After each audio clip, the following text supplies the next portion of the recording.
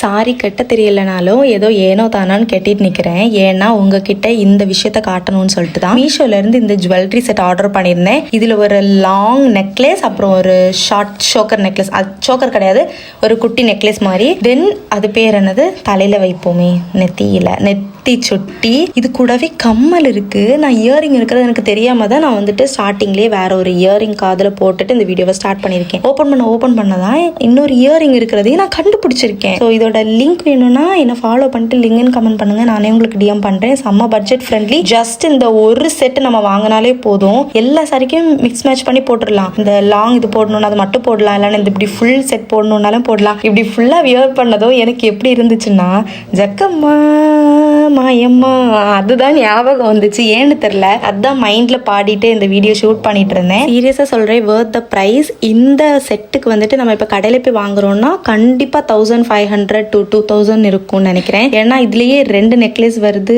Earring வருது, plus நெத்தி சுட்டியுமே வருது.